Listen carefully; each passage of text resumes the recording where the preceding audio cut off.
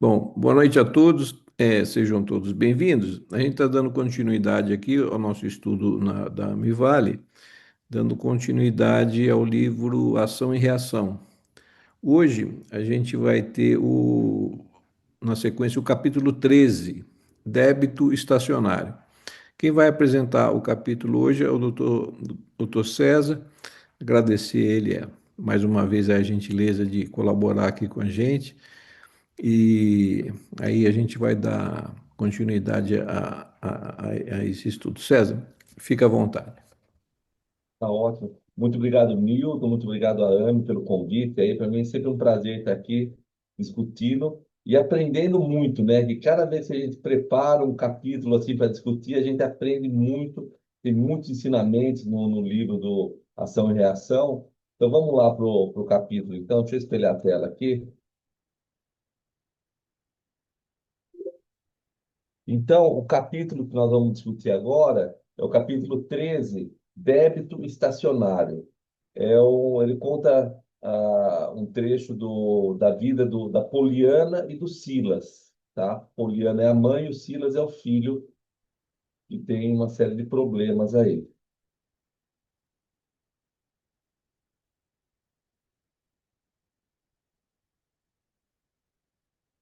Certa noite, no palatório, foi Silas procurado por um companheiro aflito que avisou atencioso: assistente, nossa irmã Poliana parece vergar em definitivo ao peso da imensa prova.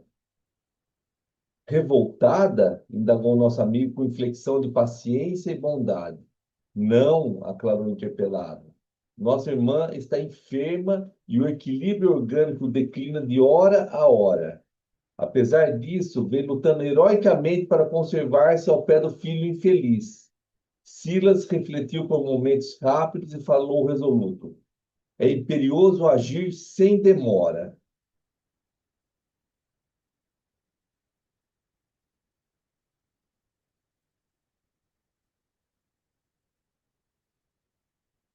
Ué, não está passando aqui? E qual acontecer em circunstâncias anteriores, utilizamos a volitação para lograr mais tempo. Temos aqui nossa irmã Poliana e Sabino, o filho desventurado que o poder celeste lhe confiou. Espiritualmente, são ambos tutelados pela mansão, em pedregoso caminho de reajuste. E qual é a urgência física que demanda essa intervenção imediata dos socorristas aí, tá? A Poliana está sofrendo uma crise orgânica, tá?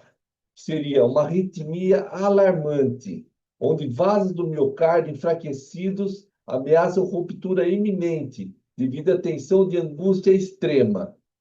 Qual que é o prognóstico terreno? Uma parada cardíaca súbita a qualquer instante. E qual que é o cenário que a história se desenvolve? Um cenário social muito difícil, uma cabana rústica, totalmente exposta à ventania noturna, uma miséria absoluta, tá?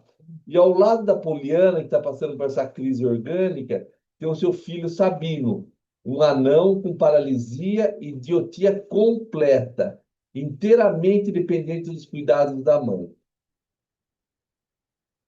Poliana precisa mais tempo no corpo, de vez que o filho não lhe dispensa os cuidados. Caso a Poliana desencarne, o filho vai desencarnar logo em seguida, porque ele é totalmente dependente dela. Acham-se não apenas jungidos à mesma prova, mas imanizados ao mesmo clima fluídico, reciprocamente alimentados pelas forças que exteriorizam, no campo da afinidade pura. Dessa maneira, a desencarnação da genitora repercutiria mortalmente sobre o filho, cuja a existência, no estágio de segregação em que se encontra, gravita invariável em derredor da carícia materna. E qual que é essa simbiose fluídica, tá? Esse fio da vida entre os dois? O polo emissor é a Poliana, através dessa força materna dela. E o polo receptor é o Sabino. Ele funciona como se fosse um satélite expectante, totalmente dependente dela. A existência do Sabino gravita invariavelmente em derredor da carícia materna. E qual que é o elo de humanização? Uma afinidade pura entre os dois. Mãe e filhos estão humanizados ao mesmo clima fluídico. E qual que é o risco mortal disso? Que a desencarnação da genitora repercutiria mortalmente sobre o filho. Eles são reciprocamente alimentados pelas forças que exteriorizam. Poliana precisa de mais tempo no corpo para sustentar a experiência do Sabino, que é muito importante que o Sabino não desencarne agora. Nós vamos falar um pouquinho para frente que ele tem um débito a pagar, ele precisa ficar mais tempo na Terra. E qual foi a engenharia do socorro magnético? Como que os irmãos espirituais, o Silas, fez para ajudar essa irmã Apoliana, tá? Primeiramente, ele aplicou passes na glote da enferma, dando mais energia para ele. E tinha ao lado da cama um cântaro, um velho cântaro com um pouquinho de água. Ele utiliza esse pouco de água que tem para fluidificar essa água. Daí ele age na Poliana, causando muita sede nela, para que ela tome essa água, tá? Que é o 2 aqui, a ação física. A água simples é convertida em poção calmante. Poliana bebe e as ânsias cedem lugar à bonança. Ela já se sente bem melhor daquele problema cardíaco. A partir daí, eles fazem o quê? Um desdobramento da Poliana. Pelo sono, o espírito da Poliana é afastado do vaso físico, do corpo físico, acomodado num tapete de relva e um bosque vizinho, sem lucidez espiritual, mas sentindo uma paz muito grande, a Poliana, tá? E o sono é o ministro da cura. As melhoras adquiridas pelas organizações perispiríticas são apressadamente assimiladas pelas células orgânicas. E qual que foi a intervenção da natureza, o item 4 aqui? Sob o comando da prece, 5 flamas espirituais, os 5 espíritos superiores, descem do espaço, trazendo energias imponderáveis de plantas medicinais que são inaladas pelo perispírito da Poliana. Então, assim, é um tratamento completo aqui, através da fluidificação, da ação física, do desdobramento para que ela fique realmente mais em paz, e depois dessa intervenção da natureza com as plantas medicinais. Finda essa operação, o assistente convocou-nos à prece, levando o olhar para o firmamento faiscante de estrelas. Rogou compungidamente: Pai de infinita bondade, tu que dás provimento às necessidades do verme, aparentemente esquecido no ventre do solo, que vestes a flor anônima, perfumando-lhe a textura, muitas vezes sobre o lama do charco. Desce com passivo olhar sobre nós, que nos tremalhamos à distância de teu amor. Em particular, Pai justo, compadece de nossa Poliana, vencida. Ela não é mais, Senhor, a mulher sequiosa de aventura e de ouro, disposta a lançar lodo e treva no caminho dos semelhantes, mas sim uma pobre mãe fatigada, reclamando novas forças para a renúncia. Então, em outras encarnações, ela foi muito sequiosa de aventura, de ouro, só que agora ela vem como uma mãe pobre, fatigada, que reclama forças para conseguir essa renúncia. Não é mais a moça vaidosa que tripudiava nos tormentos do próximo, mas triste mendiga, anulada para o trabalho, que soluça de porta em porta, esmolando o pão com que sustenta o torturado filho da sua dor e nutria a própria vida. Ó Pai, não a deixes perder agora a bênção do corpo, na senda redentora onde se arrasta. Acrescenta-lhe os recursos para que não interrompa a experiência sublime em que se localiza. Tu que nos deste, pelo Cristo, a divina revelação do sofrimento, como sendo o roteiro de nossa recondução para os teus braços, ajuda a refazer as energias aniquiladas, a fim de que não pereça antes de encontrar a nova luz que lhe aguarda o coração para a subida à glória eterna. É o caminho da evolução, né?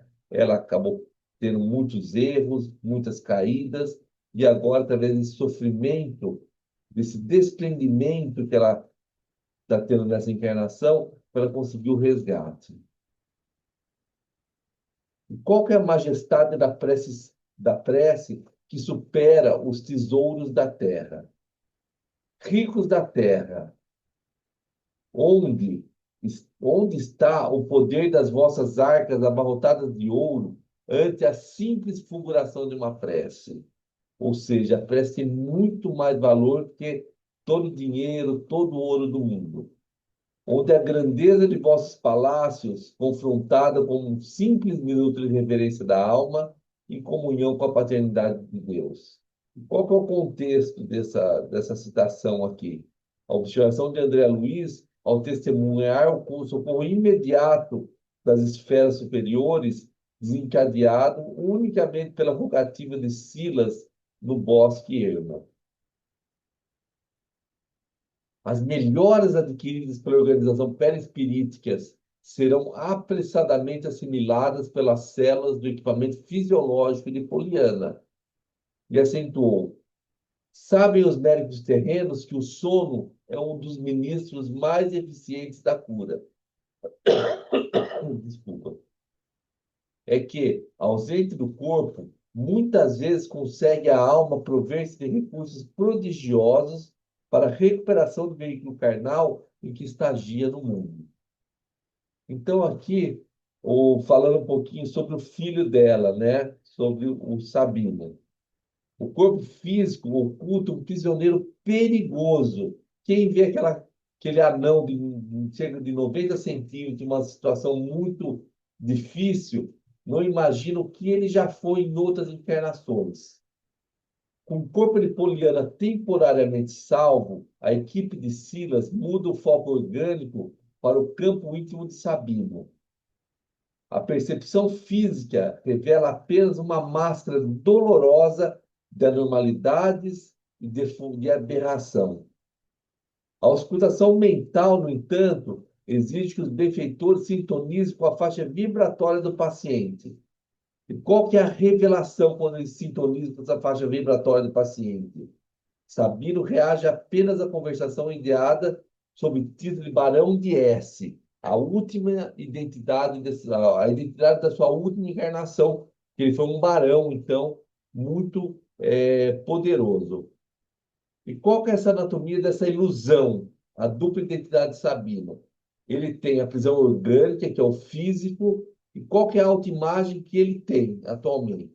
Então, a prisão orgânica, o físico, ele vem com uma estatura que não ultrapassa 90 centímetros de altura. É um anão. A aparência, uma cabeça desproporcional, uma configuração macacoide e odores fétidos. A expressão dele, um sorriso inconsciente, um olhar semilúcido de palhaço triste. A comunicação completamente surdo e mudo, ou seja, isolado do mundo. A realidade mental, o espírito, então, qual que era a autoimagem que ele se via? Ele se via como o Barão de S, em traje de palaciano bem posto. O ambiente psíquico, palacetes aristocráticos, mesas opíparas e banquetes fartos. Ele continuava naquele padrão vibratório da última encarnação. A personalidade, o orgulho virulento, implacável, ditando ordens para crimes ocultos. E qual a consciência que ele tinha? Nenhuma noção da tessitura física atual. Vive engaiolado em um pesadelo ególatra criado por si próprio. E ao seu lado, sempre a mesma mulher, cujo porte soberbo revelava Poliana, aquela mesma Poliana que jazia inerme na esteira de palha. Assombrados, identificávamos ambos cercados de luxo e de ouro, manchados, porém, de sangue, a qual se faziam plenamente insensíveis. Reconhecíamos sem dificuldade que mantinham consigo escusos compromissos um com o outro no terreno da crueldade, ou seja, eles eram cúmplices, tá? O que hoje é mãe e filha, eles eram cúmplices em outra encarnação. Sabino, o fidalgo orgulhoso, não tomava conhecimento de Sabino, o anão paralítico. Em absoluta introspecção, revivia o pretérito em requintes de egolatria, demonstrando-se na posição de homem iludido por mentirosa superioridade à frente dos semelhantes. E contando um pouquinho a história dele, né? Foram 1000 anos de quedas e de falência moral. O padrão histórico, de existência a existência, foi consumindo recursos e tumultuando a sociedade, através de homicídios e extorsões, calúnias e falências, rebeliões e abortos. Tá? O suicídio indireto. Na última existência como barão, o mergulho deliberado na viciação provocou a falência total do veículo físico. Então, dessa forma, gente, a criminalidade sistemática esgotou as vias de regeneração comuns. Sabino transformou-se em um empresário do crime, forçando a lei divina a aplicar uma medida de isolamento absoluto, de isolamento absoluto. É a única forma de poder ajudá-lo, que foram 1000 anos de quedas e de falência moral.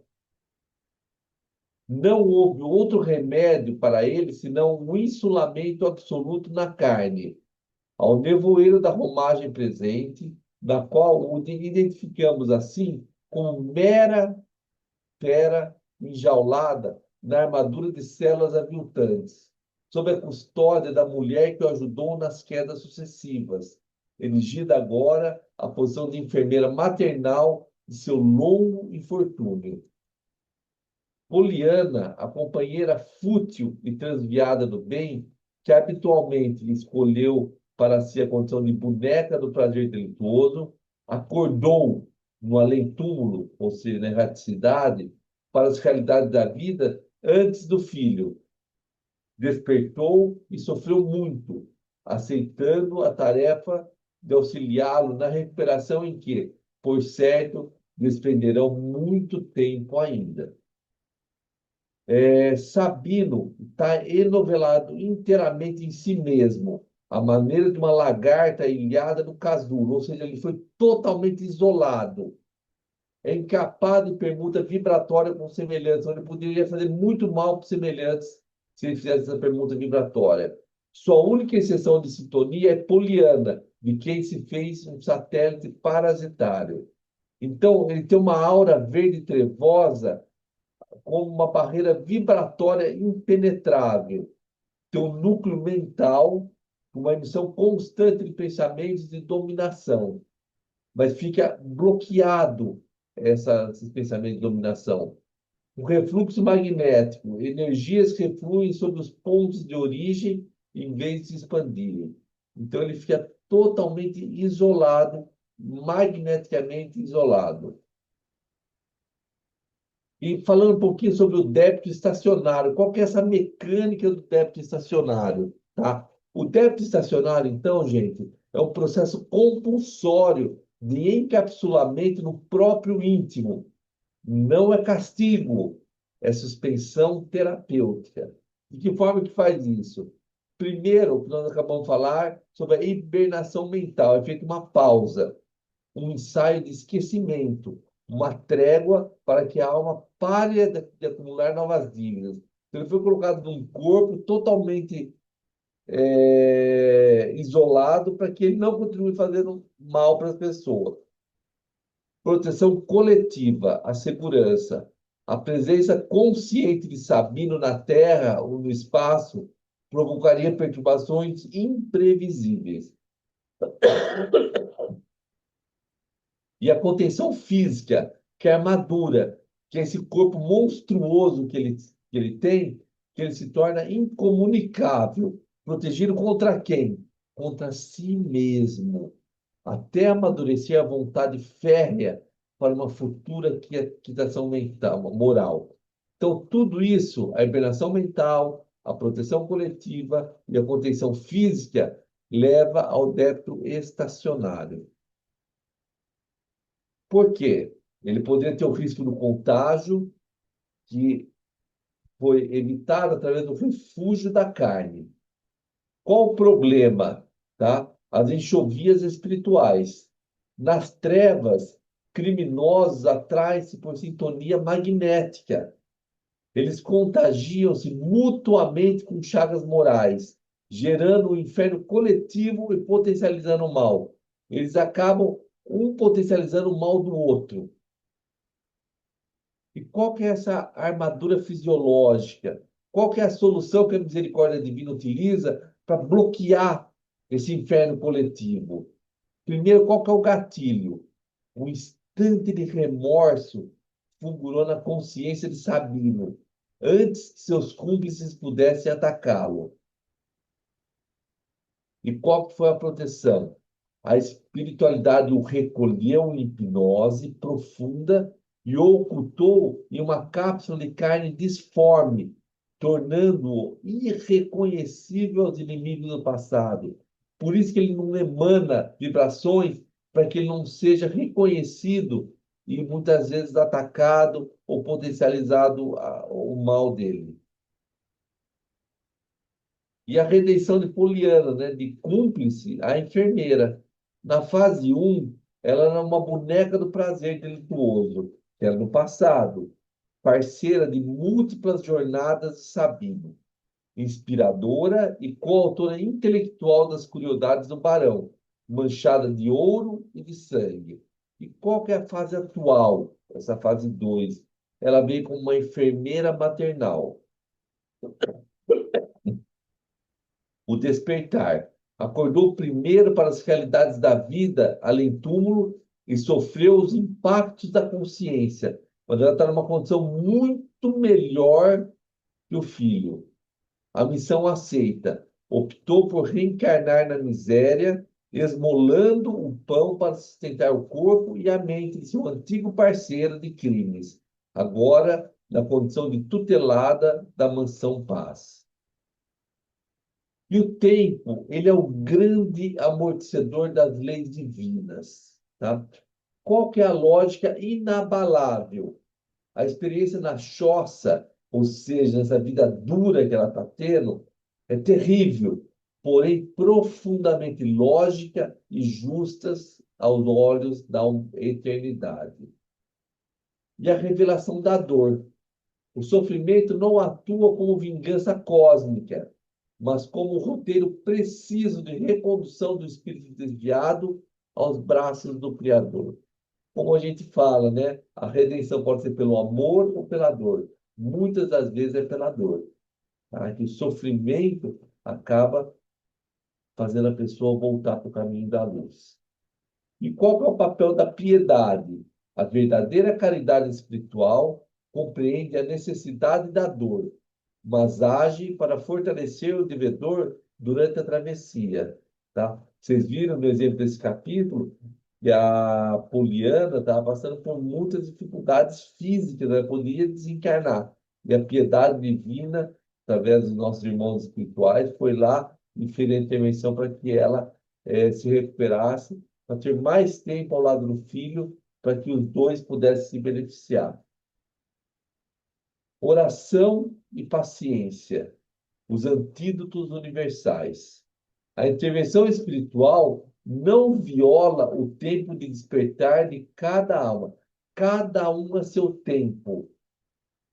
Ela afaga a dor orgânica, oferta a bênção silenciosa da prece e aguarda com misericórdia que a semente da luz germine nas fendas do próprio sofrimento. Bem, é um capítulo bem denso, realmente com muitos ensinamentos aí, e que a gente, a cada vez que lê, tira mais lições. Então, eu queria deixar aberto agora para as observações. Bom, agradecer o César aí, a exposição foi ótima, você sintetizou aí muito bem aí todos os aspectos importantes aí do capítulo, né? Que, apesar de ser um capítulo curto, né, mas, ele tem uma densidade enorme de ensinamentos, né? Então, assim, eu notei alguns pontos aqui que eu achei interessante, né? Como a gente não tem nem noção ainda da importância e do poder da prece, né? Você vê naquela situação que ela se encontrava ali, quase desencarnando, né? Aí os benfeitores chegam ali e não tinham nem como socorrê-la assim de uma forma material, assim, que alguém que pudesse ir ali ajudar, prestar um socorro. Ela estava ali afastada ali de tudo e mesmo assim, ela foi atendida na necessidade dela, né? Na misericórdia de Deus mesmo, né? Naquela situação. Onde ela é atendida ali com os recursos que se dispunha, né? A água ali que foi fluidificada, a intervenção dos benfeitores, né? No desdobramento, acalmando ela, atuando no perispírito, no corpo físico, para restaurar o equilíbrio ali energético e físico, né? Então, assim, a gente não tem ainda nem a dimensão da importância realmente da prece, né?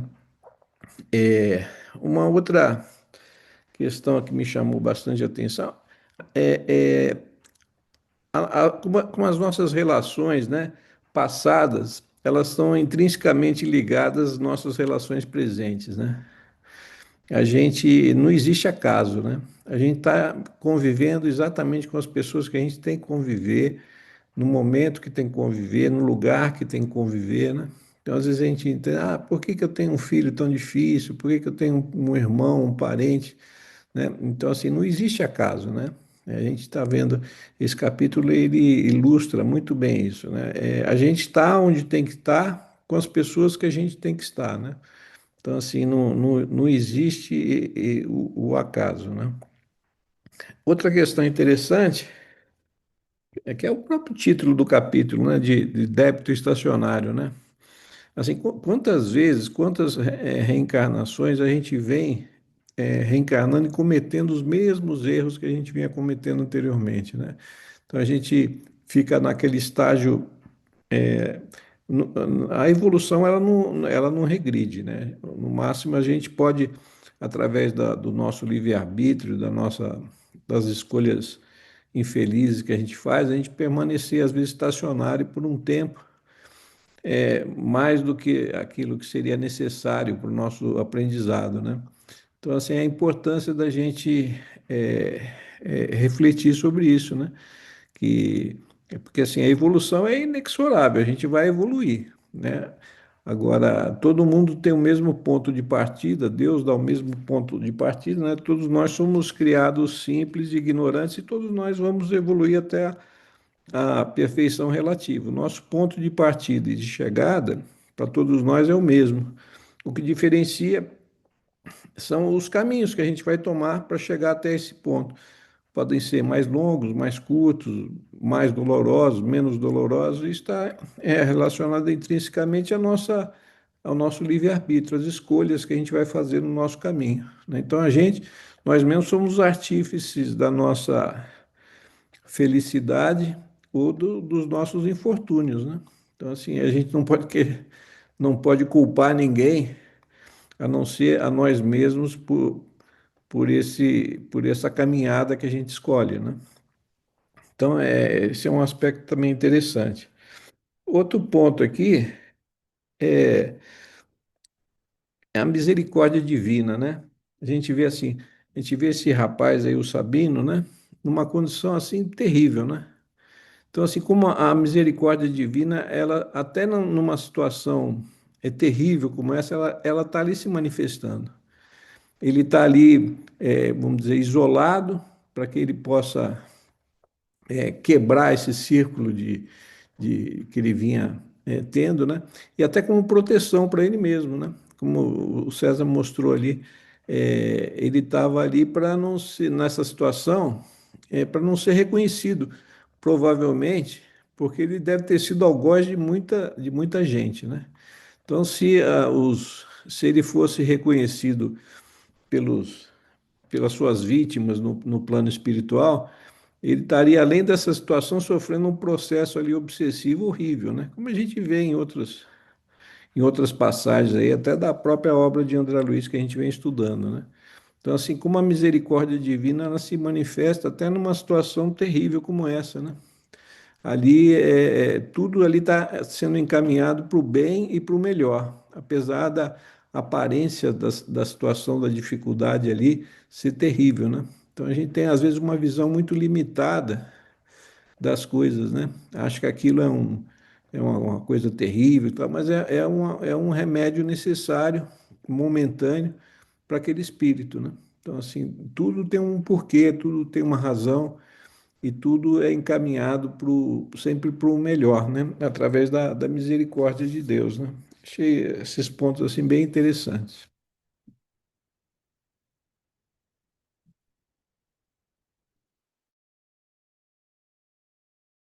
Boa noite a todos.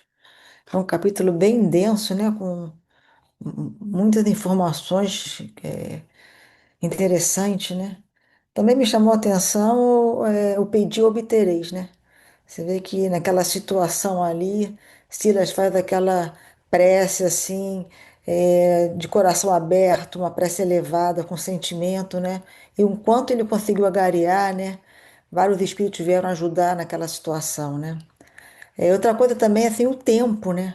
Você vê que um minuto de prece, quanto que ele foi doado para ele.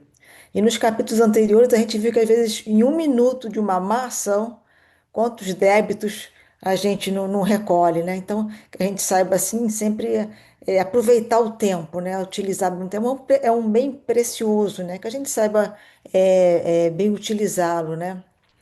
Outra coisa, o sono, né? A gente aqui na medicina terrestre, a gente sabe da importância do sono, né? E aí Silas traz mais um motivo, né? Você vê que durante o sono, quantos recursos essa irmã não recebeu, né? Quanta ajuda espiritual essa irmã não recebeu durante o sono, né? E esse quadro que a gente vê aí, né? Dessa família, né? É um quadro terrível, né? Essa pobreza extrema, né? Essas dificuldades imensas, né? Mas ela é justa, né? Se a gente reflete sobre o passado deles, né? Então é muito bacana esse capítulo.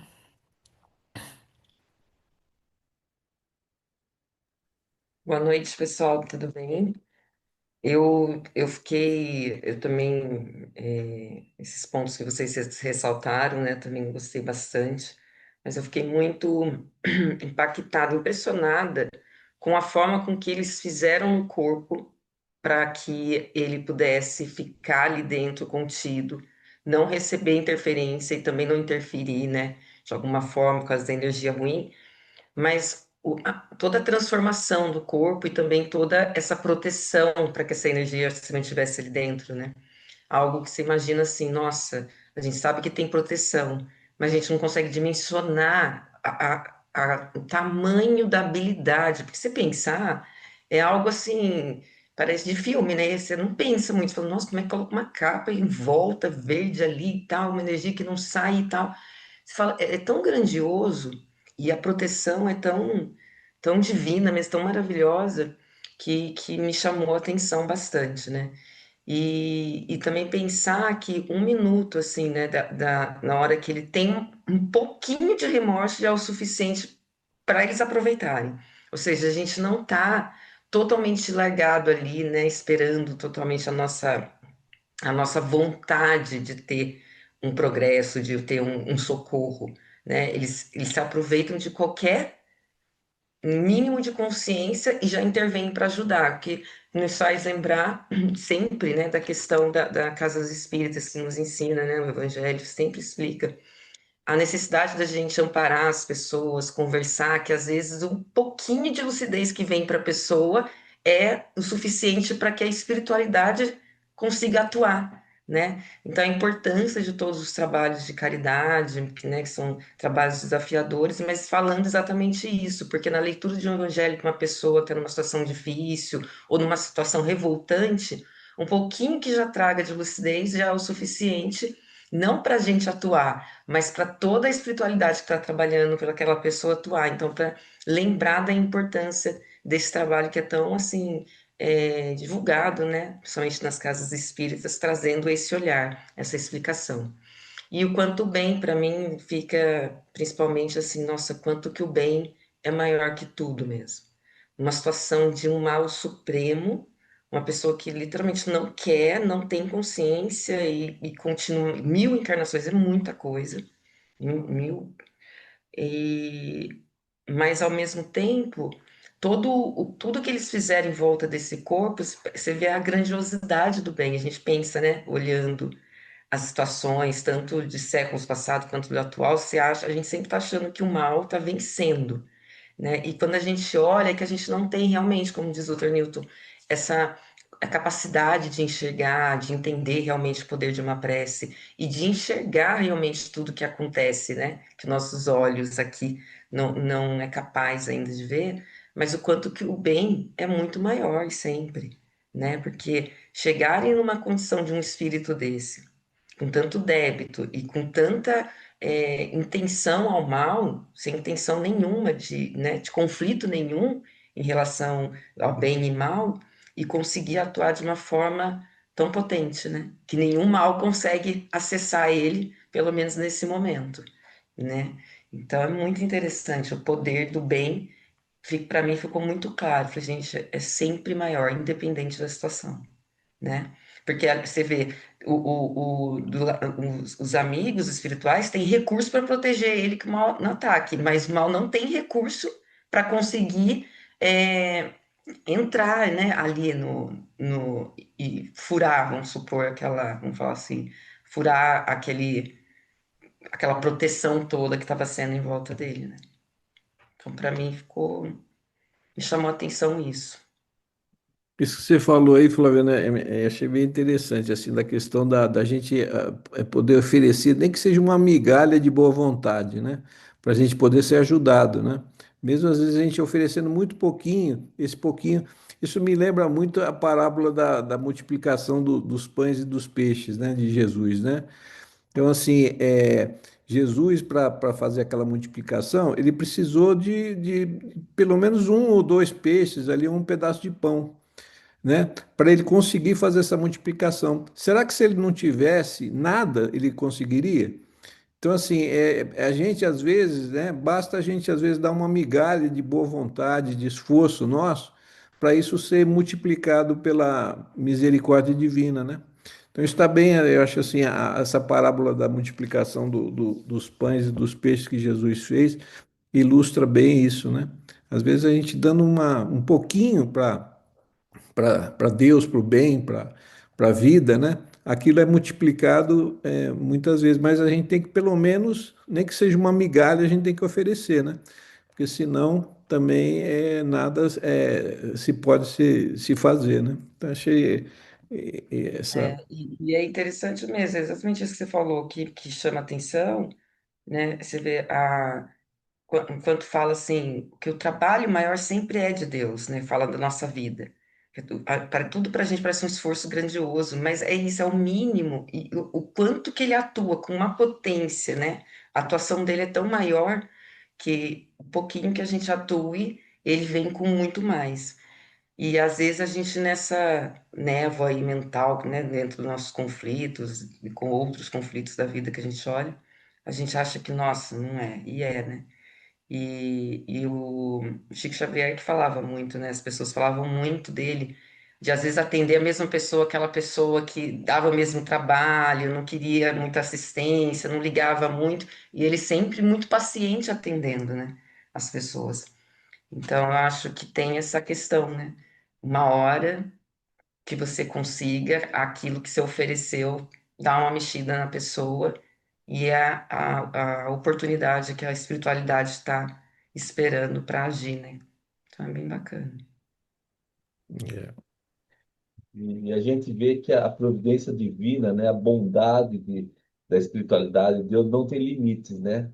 Por mais que esse irmão tenha feito o mal, tenha praticado mal, levado tantas pessoas à derrocada, ele está ali, a espiritualidade está esperando só um momento de um pouquinho de um arrependimento dele para ir lá agir e poder ajudá-lo, né?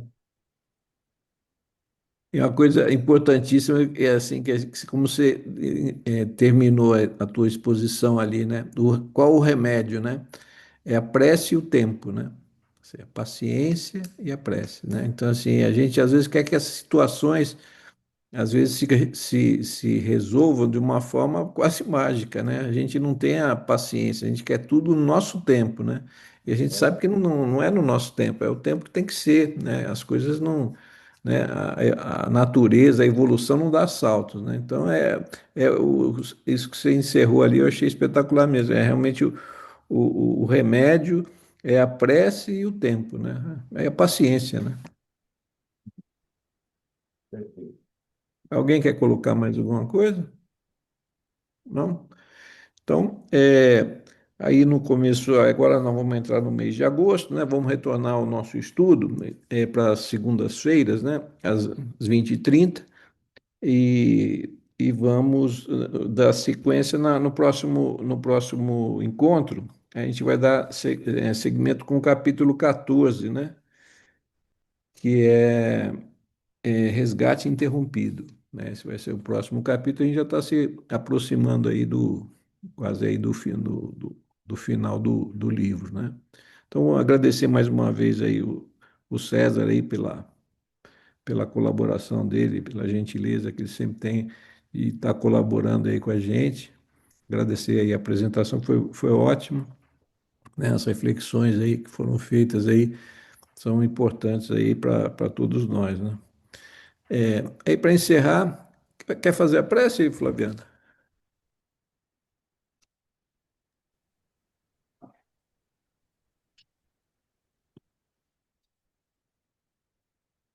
Então, vamos encerrar nosso estudo da noite, agradecendo a Deus, a Cristo, a espiritualidade amiga, por toda a contemplação de informação nesses estudos, por todo o direcionamento, pedindo ao Pai e agradecendo sempre Sua presença, Sua misericórdia por todos nós, pelo nosso estudo da AME e por nosso planeta inteiro. Assim seja. Então, a gente vai encerrando por aqui, desejando aí uma boa noite, um bom dia, uma boa tarde a todos aqueles que estão acompanhando, dependendo do horário que estão assistindo, acompanhando a gente. Então, uma boa noite a todos e até a próxima.